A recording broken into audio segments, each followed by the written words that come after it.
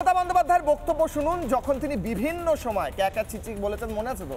এছাড়াও আর কি বলেছেন মমতা বন্দ্যোপাধ্যায় বিভিন্ন সময় সিএএ নিয়ে, শুনুন। নাম বাদ দেবেন যারা জেনুইন ভোটারদের, আমি তাদের বলছি দয়া করে মানুষকে হ্যারাস করবেন না। আর এখানে এনআরসি আমি বেঁচে থাকতে করতে দেব না, এখানে ডিটেনশন ক্যাম্প আমি করতে দেব না। এসআরের নামে, স্পেশাল ডিভিশনের নামে এনআরসি করার একটা প্ল্যান চলছে। সবাই কিন্তু যার ভোটার লিস্টে নাম আছে আবার নতুন করা হবে। এমন কেউ যেন বাকি না থাকেন যে ভোটার লিস্টে নাম তুলবেন না, না জেনে ফর্ম ফিল আপ করবেন না। আপনার ডিটেলস নিয়ে গিয়ে ভোটার লিস্ট থেকে নাম বাদ দিয়ে দেবে, আর নিয়ে বলবে এই নাও এনআরসির নোটিশ নাও।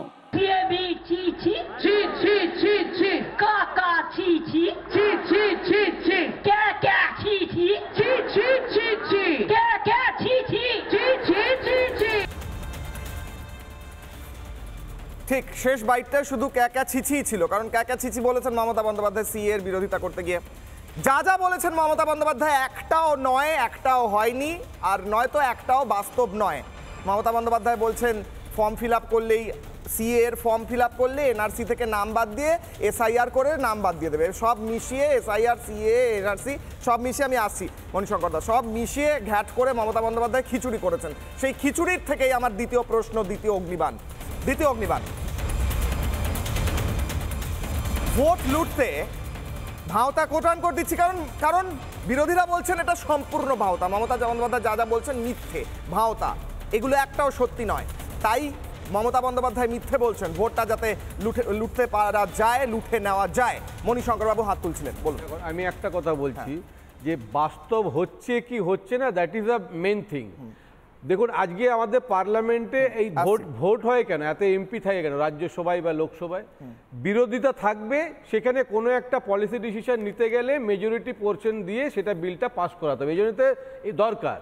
তাহলে আমার কথা হচ্ছে, সেন্ট্রাল গভর্নমেন্টের একটা পলিসি কোনো একটা স্টেট সে বিরোধিতা করলো কি না গেল, আমি যদি মনে করি সেন্ট্রাল গভর্নমেন্টে হবে বলে করব, মিথ্যে বলবো, পিছিয়ে তো কারণ যাবে, যেটা পার্লামেন্টে গিয়ে পাস হবে সেন্ট্রাল পলিসি, এগুলো তো মিথ্যে কথা। না হোক না, সেটা নিয়ে আমি বলছি যেটা বিরোধিতা করবে সেটা ইমপ্লিমেন্ট করতে হবে, সেটা আমার ব্যক্তিগত মতামত। না আমি বলছি সেন্ট্রাল গভর্নমেন্টের এই যে এনআরসি বলো, সিএ বলো বা আরো এসআইআর বলো, যেটা একটা ডিসিশন নেবে সেন্ট্রাল গভর্নমেন্ট থেকে, সেটা বিরোধিতা আমি করতেই পারি, আমি ইন্ডিভিজুয়ালি করতে পারি, আমার রাইট আছে, সংবিধান স্বীকৃত। আমি বলছি আমি যদি বিরোধিতা করিও, যেটা একদম সংবিধান মেনে যে বিল পাস হবে, সেটা ইমপ্লিমেন্টেশনটা তো করছে না, বাস্তবটা তো হচ্ছে না, সিএ হচ্ছে না, আর বলে যাচ্ছে, কবে বলেছে অ্যামেন্ডমেন্ট হচ্ছে, অনেকে পেয়েছে। দ্বিতীয় হচ্ছে যে আপনাদের টিভিতে দেখায় মুসলিমদের যখন এখানে মিটিং হয়, যে মুসলিমদের জন্য মমতা কিছু করেনি, আপনারাই বলেন মুসলিমদের জন্য কিছু করেনি, মুসলিমরাই বলছে। তৃতীয় এসআইআর নিয়ে যে কথাটা হচ্ছে, এই যে বলছেন মৃত ভোটার এত লাখ, তাদের বাদ দেওয়া উচিত, হ্যাঁ উচিত। তাহলে আমি বলছি ওদেরকে বাদ দিলেই কি ব্যাপারটা সংশোধন হয়ে গেল? আজকে যদি মৃত ভোটার ধরে নিলাম 50 লাখ বাদ গেল, ভোটটা হবে 6 মাস পর, 6 মাসে